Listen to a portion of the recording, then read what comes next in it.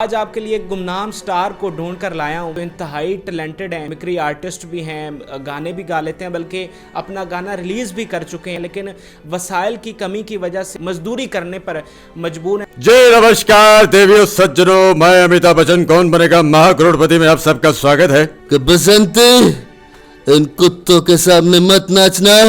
फनकारों की किस्मत क्या है, गम के अलावा दौलत क्या है। पहले दिन गया तो मुझे बहुत अजीब सा लगा, कहाँ आ गया। मुझे तो नाम भी नहीं मालूम थे, तेसी, छैनी, हथौड़ा, दाबड़ा। वज़न उठाता हूँ तो मुझे दर्द महसूस होता है, ऐसा लगता है कि जैसे कि मैं अभी चक्कर खा के गिर जाऊँगा। हो सकता है नस भी फट सकती है। एक दफ़ा की बात है, घर गया, मेरी वालदा ने जब मुझे देखा, उन्होंने मेरा फेस पकड़ा, चूमा, उन्होंने रोना शुरू कर दिया। मैं भी औलाद हूँ उनकी, मैं भी थोड़ी देर के लिए रोया। आंसू तो निकलती हैं ना जब मार होती है, तो फिर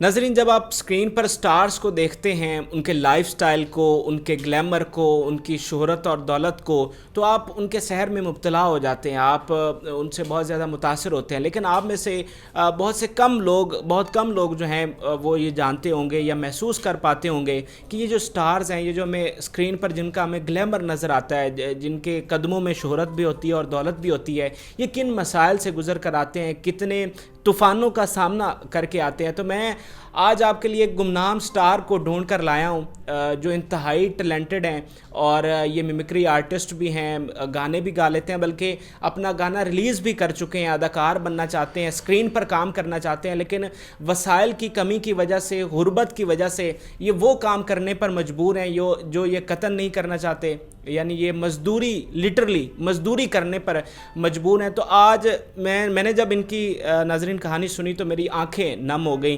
तो मैंने सोचा क्यों ना इनकी जो स्टोरी है वो आपके साथ भी शेयर की जाए। मेरे साथ फैसल शहबाज मौजूद हैं।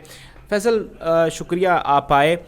मैं आपसे जानना चाहूँगा कि पहले नाज़रीन को बताएं कि आपका टैलेंट क्या है और आप इस वक्त कर क्या रहे हैं। पहले तो सर अस्सलाम वालेकुम।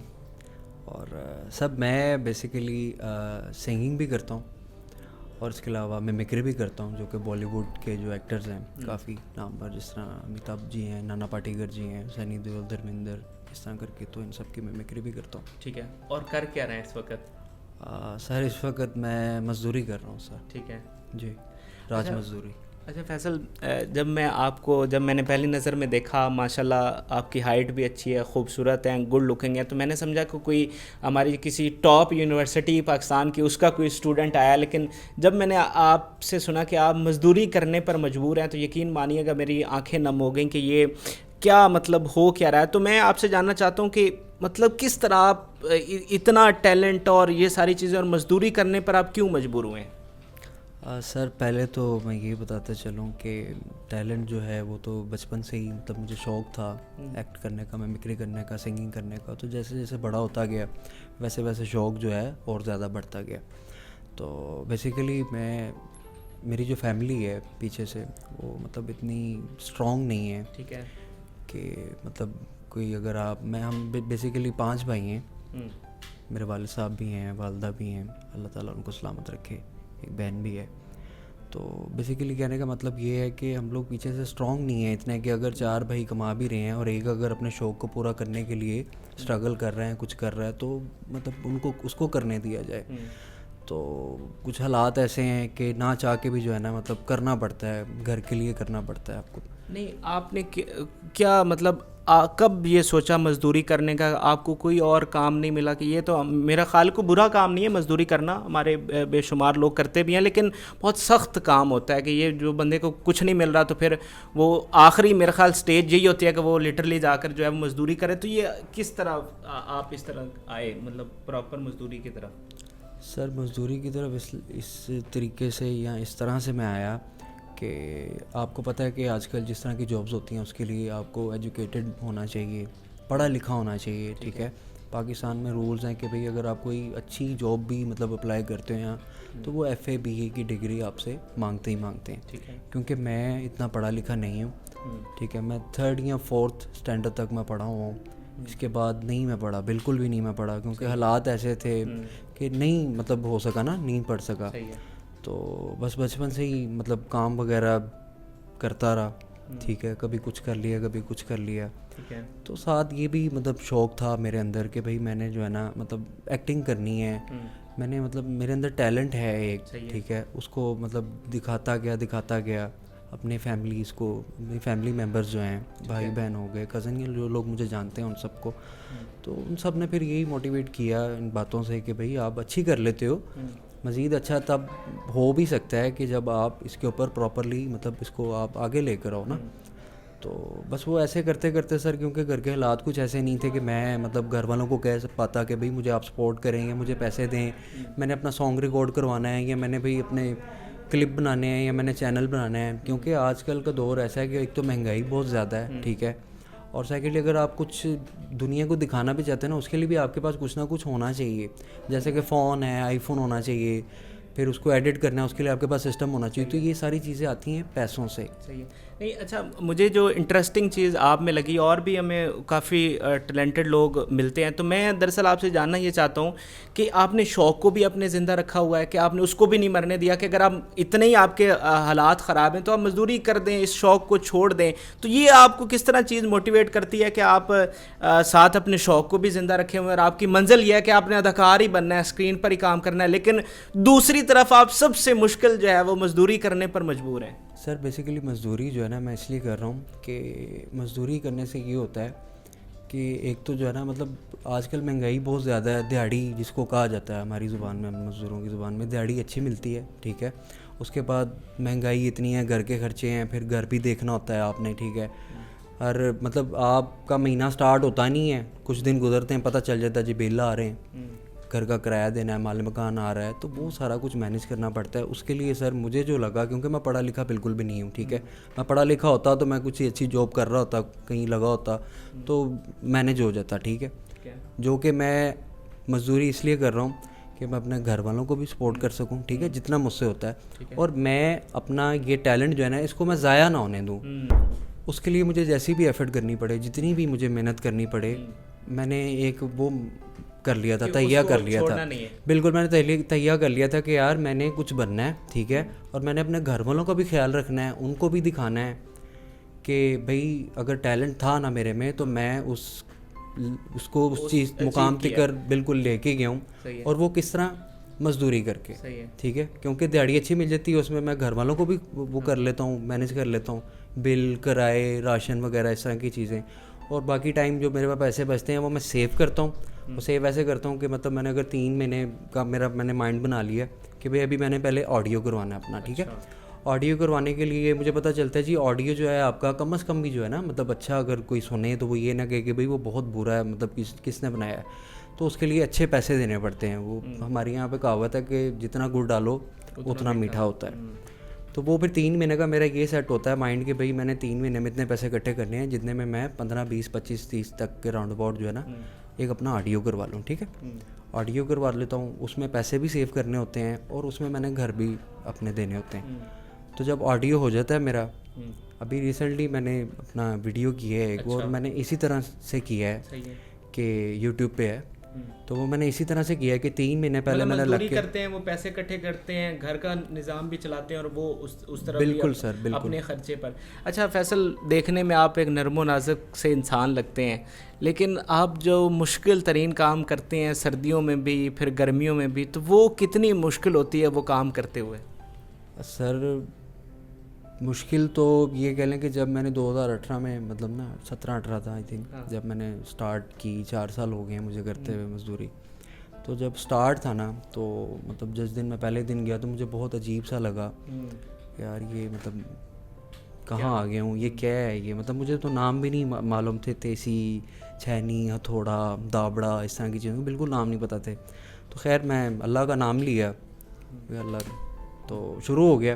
पहला दिन था और पहले दिन ही मुझे जनाब उन्होंने ना वो सीमेंट की बोरियाँ उन्होंने मुझे कहा जी आपने ना नीचे स्कूल था वो जहाँ पे मैंने पहले दिन काम किया, तो वो नीचे ग्राउंड फ्लोर से ऊपर छत पे लेकर जानी थी मैंने, और वो 3 फ्लोर तो थे और चौथा फ्लोर जो था वो छत थी। वहाँ पे ना वो फ्रंट उसका वो ईंटों से वो कवर कर रहे थे, दीवार खड़ी करनी थी, उन्होंने वार लगा रहे थे ईंटों के। तो उन्होंने मुझे कहा जी जाओ जी उस्ताद जी थल्लों ना सीमेंट का तोरा चुक के लैके आओ। मैं कहा ठीक है सर, मैं जाना। मैं नीचे आया तो मुझे लगा कि बड़ा इजी होगा, लाइट सा होगा। तो वो मैंने जब पकड़ा ना, मैंने जब उसको पकड़ा है और उसके वज़न ने मुझे बताया कि भाई तुम किसी चीज़ को हाथ डाल रहे हो जो कि बहुत वज़नी है, तुम्हारे वेट से भी ज़्यादा वज़नी हो सकती है। तो खैर मैंने अल्लाह का नाम लिया, मैंने उठाया और मुझे बिल्कुल नहीं था पता कि उठाना किस तरह है, क्योंकि फ़र्स्ट टाइम था, अभी मैं आया ही हूँ। तो उन्होंने फ़ौरन मुझे नीचे भेज दिया, जाओ जी सीमेंट लेके आओ। तो वो मैंने उठाया, तो पहले तो मुझसे उठाया ना जाए। खैर पहला मैंने उठाया तो मैंने उठा के ना बड़ी मुश्किल से अपने यहाँ पे रखा, बाजुओं पे, दोनों पे। काफ़ी बड़ा था, इतना बड़ा तोड़ा था वो। तो करते करते ना मैंने अल्लाह का नाम लिया, पहली सीढ़ियाँ चढ़ा, दूसरी चढ़ा, तीसरी चढ़ा ना मेरी बस हो गई। मैं वहाँ पे रुका, मैंने बोरी नीचे रख दी, मैं थोड़ी देर रुका, सांस फूल रहा है और सीढ़ियाँ चढ़ रहे हैं, पसीना। तो खैर फिर मैंने थोड़ी देर बाद उठाई, मैं फिर ले गया, ऊपर ले के गया हूँ। वो जैसे ही वो ख़त्म हुई है, आधी तकरीबन रह गई थी, उन्होंने कहा जी एक और लाया वो। मैंने कहा एक और लाया वहाँ। तो एक बार मुझे लग पता गया कि भाई वाकई फैसल साहब कि मज़दूरी जो है ना, वाकई मज़दूरी एवं ही नहीं नाम दिया गया कि मज़दूरी जो है ना बहुत टफ़ है, बहुत ज़्यादा टफ़ थी। खैर ऐसे करते करते 5 बोरियाँ थी, वो करते करते लेके गया। जो आखिरी बोरी थी वो फिर एक लड़का मेरे साथ आया, बड़ा अच्छा, मुबशर नाम का लड़का था, बड़ा अच्छा लड़का था वो। मुझे कहता उस्ताद जी मैं तुम दसना, एंज नहीं एंज चुकी थी। उसने मेरी हेल्प की, मैंने फिर ऐसे उठा के ना अपने यहाँ पे रखी, बिल्कुल बैग पे। तो यहाँ से ये था कि वज़न जो था ना उसका सारा वो यहाँ पे आ गया, और बड़ा मतलब थोड़ा बहुत ईजी था कि उठा के आप लेके जा रहे हो, जाए कि आप अपनी बाजुओं पे सारा जोर डाल रहे हो, आप उठाओ उसको अच्छे से, पीछे रख के तो ले जाओ। अब जख्म भी यहाँ पर कुछ हुआ है, वो क्या? सर ये मैं ना पिछले दिनों कर रहा था, रेत की ट्रॉली थी। अच्छा। वो पूरी ट्रॉली थी, बड़ी ट्रॉली थी, वो उठा के ना आपने मतलब अंदर सारी रेत डाल ली थी घर में एक। तो मैं कर रहा था, अचानक ना मेरे ना मतलब लेके जा रहा था मैं दाबड़े में भर भर के, ठीक है। तोरा वहाँ पे मिला नहीं मुझे, वो कहता ठेकेदार मैं जाता हूँ तोरा देख के लेकर आता हूँ, तब तक तुम दाबड़े से उठाते रहो जितनी उठा सकते हो ना, बाकी मैं तोरा देख के लाता हूँ, बड़ा उसमें डाली जाना। वो खैर वो गया है तो जनाब वो 1.5-2 घंटे हो गए, आ ही नहीं रहा। तो खैर मैं अपना लगा हुआ था, काम करने में लगा हुआ। वो करते करते ना जैसे ही मैं उठा रहा था दाबड़ा, जैसे ही मैं दाबड़ा उठाता था तो ना हल्का हल्का सा ना यहाँ पे मतलब फील होता था कि कोई चीज़ दर्द हो रही है, कोई चीज़ फिर रही है ना, जैसे कोई फिरती है कोई चीज़, तो वो फील हुआ। खैर मैंने इग्नोर किया, उठा के मैं आ गया। फील हुआ है कि भाई अभी आपको चक्कर आने वाले हैं, आप गिरने वाले हो। मैंने इग्नोर किया, मैंने कहा शायद हो सकता है भाई काम जो ऐसा है, मजदूरी है ना, फिर तो वज़न वगैरह ये वो सारा उठाना पड़ता है। जब मैं घर आया ना तो फिर मैंने ना यहाँ पे हाथ जब अपने यहाँ पे किया यूँ, तो मुझे फील हुआ कि यहाँ पे कुछ है मेरे। तो जब मैंने उसको प्रॉपर देखा ना तो यहाँ पे ये मेरे ना यहाँ पे ना गिल्टी सी बननी शुरू हो गई। अब वो मुझे पता नहीं कि किस वजह से बननी शुरू हुई है, लेकिन इसकी वजह से यहाँ पे जो वेन है शायद वो दबती है जब मैं वज़न उठाता हूँ ना। और मैं वाकई में जब वज़न उठाता हूँ तो मुझे दर्द महसूस होता है, ऐसा लगता है कि जैसे कि मैं अभी चक्कर खा के गिर जाऊँगा, हो सकता है नस भी फट सकती है, और ये बहुत सीरियस मैटर है। इसके लिए मैंने गया भी था, मैंने पता भी किया था, और मैंने जाना भी है हॉस्पिटल। अच्छा, कि ये जो है फैसल भाई जो एक अदाकार होता है, अगर हम पाकिस्तान की बात करें तो उसकी ख्वाहिश होती है कि मैंने फैसल कुरैशी बनना है, मैंने नुमान इजाज़ बनना है, मैंने फ़हद मुस्तफ़ा बनना है। इसी तरह के अदाकारों के ख्वाब होते हैं। तो जब आपके जहन में, आपके दिल में ऐसे ख्वाब हों और काम आप ऐसा कर रहे हों, और आपको जो आपका मिस्त्री है वो भी कभी तज़ीक अमेज़ जुमले कहे, या फिर उस काम का मालिक आके आपको हकीर अमेज़ कभी नज़रों से देखता है, या कुछ ऐसे वाक़यात होते हैं, तो उस वक़्त बताएं कि आपके क्या जज्बात होते हैं कि दिल में इतने बड़े ख्वाब हैं और इस तरह हो रहा है। सर बिल्कुल, जब ज़ाहिरी बात है, अब जहाँ पे मैं काम कर रहा होता हूँ ना, जिन मज़दूरों के साथ काम कर रहा था, वहाँ पे थोड़ा बहुत मैं मतलब ख़ुद को एंटरटेन, मतलब यार मुझे ना बोरियत ना हो तो मैं डायलॉग्स वगैरह कर लिया, सिंगिंग कर ली, और तब लोग वो देखते हैं और वो कहते हैं कि यार तुम मतलब गा रहे हो, तुम मिमिक्री भी करते हो, तो तुम ये काम क्यों कर रहे हो, ठीक है। अब खैर तब तो वो सिचुएशन होती है कि जिस तरह भी है कि यार कर रहा हूँ मैं, इसी के लिए कर रहा हूँ, मैंने करना है इंशाल्लाह, और मैं ये इसको लेकर ऐसे ही चलूँगा। तो सर एक ही बात दिल में आती है कि कोई बात नहीं यार, अल्लाह ताला का शुक्र तब भी मैं अदा करता हूँ, और उन्हें ही कहता हूँ कि रब आप ही ने देना है, आप ही ने नवाजना है मुझे। मतलब वो नहीं है कि मैं आपको इम्प्रेस करने के लिए कर रहा हूँ, डायरेक्ट अल्लाह को इम्प्रेस करने के लिए मजदूरी कर रहा हूँ, ऐसा नहीं है। क्योंकि मेरी फैमिली सिचुएशन भी ऐसी है, मुझे वो करना पड़ता है। मैं पढ़ा लिखा नहीं हूँ, मैं पढ़ा लिखा होता कहीं जॉब कर रहा होता। लेकिन सारी बातों का मकसद ये है कहने का कि एंड जो है ना, वो मैं रब का शुक्र अदा करता हूँ कि अल्लाह पाक तूने मुझे सलामत तो रखा हुआ ना। अभी तो मेरे हाथ हैं, मुझे पाँव दिए हैं, मैं मजदूरी कर रहा हूँ, लोग देखते हैं या कुछ कहते हैं, मुझे उस चीज़ से फ़र्क नहीं पड़ता। सर बड़ी बात है कि आप इतना काम करके इन हालात में भी इतने पुरुमीद हैं। तो बताएं, अब मैं आपको, जैसे आप देख रहा हूँ या नाजरीन भी देख रहे हैं, अब सूटेड बूटेड माशाल्लाह बैठे हैं, बड़े खूबसूरत लग रहे हैं। तो जब आप मज़दूरी करके शाम को जब एक मज़दूर घर जाता है तो उसकी क्या हालत होती है? तो आप एक नौजवान हैं, खूबसूरत हैं, जब आप मज़दूरी करके रात को शाम को घर जाते हैं तो जब वालदा आपके वालिद देखते हैं तो उनके क्या जज्बात होते हैं? सर मैं एक दफ़ा की बात है, मैं कर रहा था मुझे ना उसने ठेकेदार ने कहा कि ना मालिक आने वाला है तो ना ये खिड़की तुमने निकाल ली है, 2 खिड़कियाँ थी दीवार के अंदर, वो निकाल ली हैं। मैं छेनी पकड़ी, थोड़ा पकड़ा, शुरू हो गया, डम डम डम कर रहा हूँ, खैर निकाल लो गोली। तो उस टाइम ना मतलब वो जब कर रहा था ना उसको, मैं ठोक रहा था छेनी को थोड़े से, तो 1-2 बार मेरे हाथ पे भी लगी, मेरे अंगूठे पे भी स्वेल हो गया, खून भी निकला था, ठीक है। और जो ईंटों के वो छोटे छोटे से वो ज़र्रात होते हैं ना, वो कभी आंखों में लग रहे हैं, कभी फेस पे लग रहे हैं, और वाकई ही कि फ़ील होता था, मतलब ना एकदम से कुछ चीज़ आपको लग रही है। खैर मैं लगा रहा, और उस टाइम ना हालत बड़ी अजीब हो गई। जब आप ईंटें तोड़ रहे होते हैं ना, तो वो ईंटों का वो जो होता है ना सारा, वो आपके फेस के ऊपर आ जाता है, रेड रेड सा हो जाता है आपका फेस, आपके बाल और आपकी हालत, और ऊपर से आपको खून भी निकला है। तो वो जब करके मैं घर गया ना, तो मेरी माँ ने, जब मेरी वालदा ने जब मुझे देखा, तो वो वाकई में ना देख के उन्होंने मेरा फेस पकड़ा, चूमा, और वो उन्होंने रोना शुरू कर दिया। तो खैर मैं भी औलाद हूँ उनकी, तो मैं भी थोड़ी देर के लिए रोया। आंसू तो निकलती हैं ना जब माँ रोती है, तो फिर तो उसके बाद फिर उन्होंने मुझे हौसला दिया, मैंने उनको दिया, कोई बात नहीं माँ, कोई बात नहीं, हालात एक जैसे नहीं रहते। और मेरी माँ सिर्फ तब भी यही कहती थी कि तुम इतने मतलब टैलेंटेड हो, तुम मतलब मिमिक्री भी करते हो, तुमने गाना भी अपना कर दिया है, लेकिन क्यों अभी तक तुम ये सब कर रहे हो। और तब भी मैंने उन्हें यही कहा था कि माँ कोई बात नहीं, ये करना कोई बुरा काम नहीं है। मैं कम से कम किसी से मांगता तो नहीं हूँ एटलीस्ट कि भाई मुझे सॉन्ग करना है या मुझे कहीं मिमिक्री के लिए जाना है कहीं, तो मुझे आप पैसे दे दो। मैं अल्हम्दुलिल्लाह अल्हम्दुलिल्लाह अल्हम्दुलिल्लाह खुद का करके, मैं जैसे भी जो भी करता हूँ मैं खुद का करके सब मैनेज करता हूँ, ठीक है।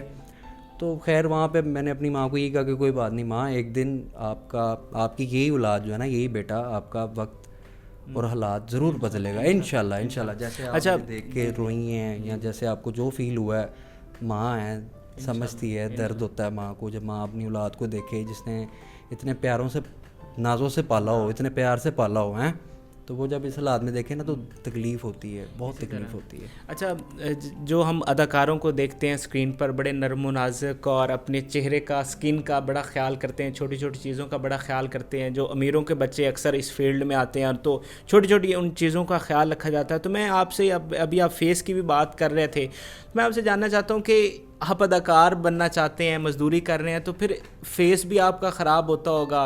तो जब आप एक मुश्किल तरीन दिन गुजार कर जाते हैं और कभी रात को आप अकेले बैठते हैं, तो क्या सोचते हैं, क्या चीज़ें माइंड में आती हैं?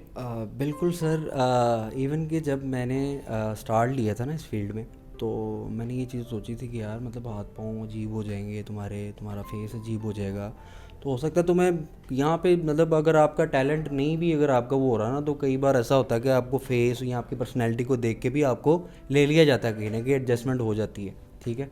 तो मैंने ये सोचा ज़रूर था, और वो तब तक था कि जब तक मैं मतलब इस काम में नहीं था। उससे पहले मैं, हो सकता है मैं बहुत सेंसिटिव हूँ, ठीक है, क्योंकि ये काम तो नहीं किया था ना पहले। तो जैसे जैसे ये काम करता गया, हाथ पाँव हार्ड हुए, दिल मजबूत हुआ, और खैर अब तो ऐसा ख्याल भी नहीं आता कि भाई चेहरा ख़राब हो जाएगा या फट जाएगा कहीं से तो मुझे काम नहीं मिलेगा।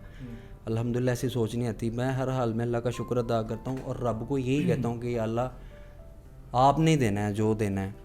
मेरे अंदर एक ख्वाहिश है कुछ करने की और उसके लिए मैं स्ट्रगल कर भी रहा हूँ। मुझे एक्टिंग करनी है या मुझे सिंगिंग करनी है, मुझे मिमिक्री करनी है, उसके लिए मैं एफर्ट कर भी रहा हूँ, लेकिन रब पहले है। असल बड़ी बात है कि आपके इतने हालात में भी हौसले इतने जवान हैं। एंडिंग की तरफ चलते हैं। मैं चाहता हूँ कि आप नाजरीन को कोई कुमार सानू की आवाज़ में या जो भी आप सुनाना चाहें एक को गाना सुनाएं, फिर इसकी एंडिंग करते हैं। कुमार सानू जी का एक सॉन्ग है किस मौसम में ये as in mimicry Kumar Sanu ji की आवाज़ को पकड़ रहा हूँ मैं। किस मौसम में, किस मौसम में, किस मौसम में, किस मौसम में या रब तूने ये दिल तोड़ा, या रब तूने ये दिल तोड़ा, किस मौसम में। फनकारों की किस्मत क्या है, गम के अलावा रौनक क्या है। फनकारों की किस्मत क्या है, गम के अलावा दौलत क्या है।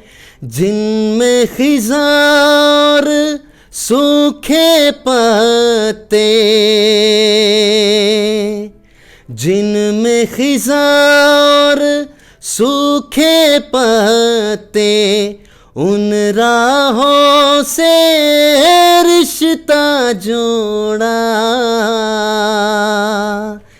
किस मौसम में। Thank you. क्या बात है फैसल साहब, आपके लिए बहुत हमारी नेक तमन्नाएं कि आप ज़िंदगी में कामयाब हो। नाजरीन, बड़ी बड़ी हम कहानियाँ सुनते हैं, हमारा काम ही यही है लोगों की कहानियाँ सुनना, आप तक पहुँचाना।